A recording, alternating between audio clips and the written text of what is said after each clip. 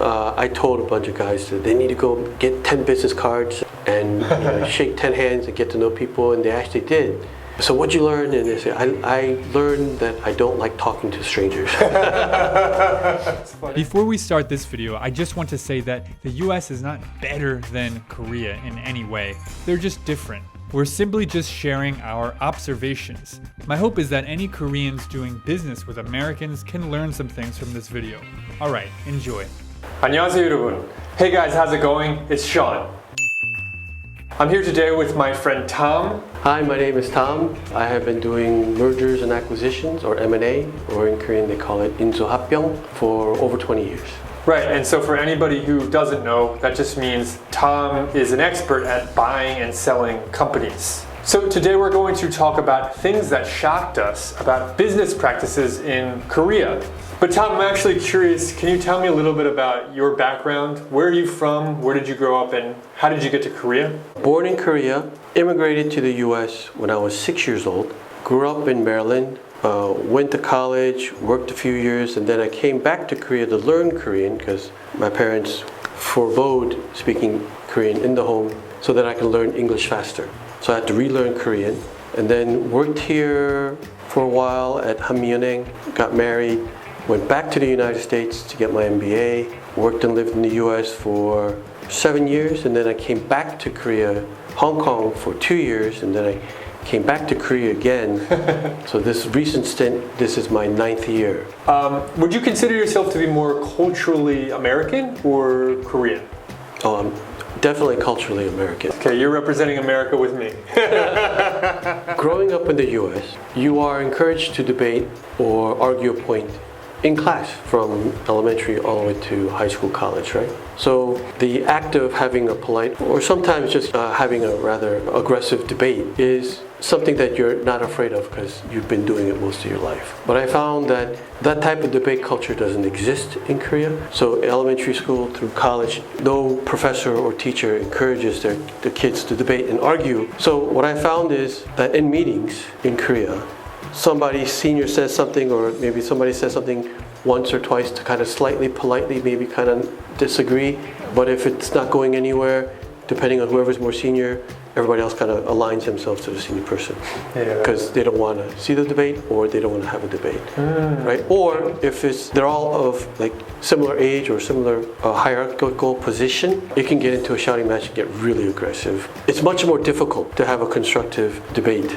in Korea. It's much more difficult to have a constructive contrarian thought against the most senior person in the room in Korea than what it is in the US. It is much more difficult. So for you as an American, did you have any like surprising experiences where you would go into a meeting and you were not used to this culture and you'd be like, excuse me, boss, can I challenge you on this idea? Or other person, can I challenge you on this idea? And they're like, and people are like, whoa, I'm not used to this debate. Have you had that experience? Yes. The first year, I was used to American style. Sure. Anybody says anything, I will say, no, I disagree. I think you're missing this point. So when you're telling someone you're missing a point, you didn't do it properly, people around me were freaking out. Oh, wow. So I could see the discomfort, and I'm looking around going, what's going on? But I finished my comment. And then they would tell me, you should never say that, never do that. It's like, why? He was wrong. If he was wrong, he's wrong. You know, I'm not telling him he's stupid. It's just he made a mistake. Oh, that's interesting. So they equate being wrong with like an attack on their character. Yeah. Whereas you're saying everybody's wrong. Nobody's perfect. If you're human, you're going to be wrong, even if you're, a genius. That is the group's job to identify problems or errors made by any one individual so that we can mutually help each other, right? Or the responsibility. team, right? But if the individual that's speaking is a very senior guy, telling him he's wrong, or telling her she missed something or made a mistake, right, is something that apparently that's very difficult to do. And I was told multiple times, don't do that again. And I'm like, then how do we fix it if the person's wrong? And they'll say, that person is smart enough, they'll figure it out. Like, they're not gonna. Interesting. How do you figure that out? Then you figure out a way to solve it, after the meeting, not in front of everybody. Interesting. right? So you don't insult or point out errors until after the meeting, and then you try to solve it, private discussion, Yeah. not on stage. Very So interesting. So apparently meetings are like a stage situation versus a meeting is actual people trying to work and solve problems. Is a very different situation. Yeah. The next surprising thing that I experienced that's related to this is my experience with negotiation in Korea. So, being a content creator, I'm a YouTuber, I'm often working with other companies or other brands to promote their stuff, and they'll come to me, they'll email me or call me with, hey, can you do this for us? Can you make a 1-minute advertisement? And then they ask me, Sean, what's your price? I give them my price. And so many times they're like, oh, that's different from what we're thinking. Sorry, this is not gonna work. And I'm like, then let's find, a price that works for both of us. Like, why would you say that? And that really shocked me. Not everybody does this, but a lot of companies do this in Korea. And I'm like, let's negotiate, Well, maybe if we lower the price, then you can offer me this other, benefit that's easy for you, Or we can compare how much you paid to the other people. But I found this to be very, surprising. It's so different. What do you think about this? But yeah, I would say yes. In Korea, they boil it down to one key aspect. They oftentimes do want to make something a very linear negotiation. Linear meaning it's just one aspect that you're fighting on, which would be the price. But in reality, there's a lot of other adjustments that you can make. If I were to, let's say, sell you a banquet. For the banquet, there's the food, there's the flowers, and there's all these other things involved. And if you cut me on price, then I can just reduce other areas. But instead of having the person cut on price, I would recommend to Koreans negotiating with Westerners to put the package together and say, if you cut me here, then I need to make adjustments on this other area. Yeah. I think another thing also in Korea is they don't want to explain why. It's like, we can't do that. And they end the comment there. Yeah. Negotiation. We can't do that. Whereas in the West, it's more common to say, we can't do that because it'll take 2 weeks to do this and other things, and that's just an impossibility. By giving a reason, and depending on what reason you give, and the reason you give could be a lie, right? You have them mentally either block that possibility or give them room to move it to a different date or a different time to give them flexibility. The Western style negotiation is not a linear, they try to do a whole full package. Yeah, right. Right? And when they do the full package, if they tell you they can or cannot do something, they have a tendency to give you a reason for it. Right. As a Korean, if you're negotiating with Americans, by creating these different reasons for whether you can or cannot, then you show what can be moved or what cannot be moved. And you should do it in a way where the things that are important to you, you should show cannot be moved. So how you phrase that, is kind of important. And other things that you are willing to move, then you say, well, we can't do that because the resources isn't available right now. So you can, through what you say, guide their thought process toward whatever negotiation you want at the end. Right. I think that's amazing advice. Awesome. Right. One of the things I noticed is when we send a bunch of Koreans over to, let's say, Switzerland or some other country for some type of show or convention, and they have cocktail parties, the Koreans have a tendency to stick with themselves from the same company, right, and not mingle with the other people. So what is a cocktail party? Do you actually drink cocktails, or what's the idea behind it? The whole purpose or idea of a cocktail party is to allow people to mix and mingle and to meet each other for that serendipitous or unusual meeting that could lead to something better for both companies or both people involved. But that doesn't happen so much when it comes to Koreans because they're English, they're afraid of, and they're uncomfortable going up to someone that they don't know. They don't know, and just saying hi, shaking it. But that's expected in a cocktail party. Right.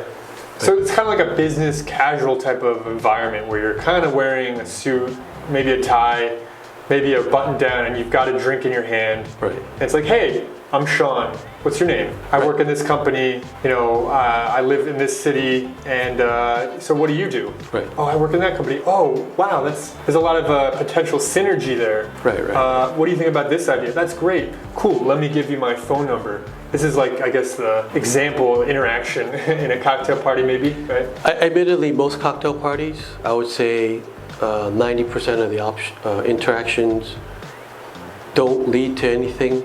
Yeah. But 90% of the interactions are also enjoyable or entertaining, where you meet someone new and you learn something different about another way to, live life or, fix it, solve a problem. And who knows, maybe like 3 years later, 3 years from now, that person's business might become relevant to you. So it would be nice to have that contact. Well, I mean, in the West, that type of serendipitous interaction with multiple different people that they don't know is encouraged, and it's culturally the norm. I told a bunch of guys that they need to go get 10 business cards and shake 10 hands and get to know people, and they actually did. So what'd you learn? And they said, I learned that I don't like talking to strangers. and I learned, I spent 2 hours at that cocktail party meeting a lot of different people that I don't know, and I'd rather just hang out with my friends. Interesting. Okay. So it depends on the person, right? So it goes deeper. It's not something you could just learn to do. Maybe there's a personality and cultural aspect to it. Well, it's a cultural aspect that they would prefer to have a happy, funny conversation with their friends that they know or co-workers that they're close with, and they feel comfortable. I think talking to someone they don't know, there's a lot more anxiety and stress. Sure. In the typical Korean, where I think as an American, talking to people you don't know, you just don't care. Yeah, right. Right? It's a different type of situation, I think, culturally and emotionally. Yeah. Right? I think there's a lot more anxiety of trying to put on a good impression, be polite, not say anything awkward or stupid. Sure. And I think it's self-inflicted, right, because of the culture. So if you can find there are Koreans that are more extroverted. They are, right? So those are probably the individuals you want to send to the cocktail party. They'll talk to 20, 30 people, come back, and then they'll tell you, well, this guy has 3 kids, and he has this hobby, and they make these widgets that we could actually use in our company. Yeah. Are you like that? Do you like cocktail parties? I like cocktail parties. I don't mind talking to people I don't know, running around and meeting. That's the American in you. Right. And I don't get nervous about them. Like if you told me to walk into a bar, it's not even a cocktail party, just any bar. Tom, walk into that bar and meet 5 people and get 5 phone numbers of whoever. I have no emotional anxiety of doing that. I just go and do it. Wow. Right? Have you always been like that? If you told me to do that for when I was single for attractive women, I was too nervous and I couldn't do that. Yeah, well, women are terrifying. But I'm married. I'm married. I'm a lot older, and so if you told me to do that for anybody, I have no hesitation about doing that. All right, this was tremendously interesting to me and hopefully helpful to you guys. Business culture. Yeah, if you like these kinds of videos, let us know in the comments down below, and I'll make more videos with Tom. He's a friend of mine. I want to do more stuff like this, so I hope you guys like it. So thank you so much for watching. Once again, I'm Sean. I'm Tom. I'll see you guys in the next video. Bye. Bye.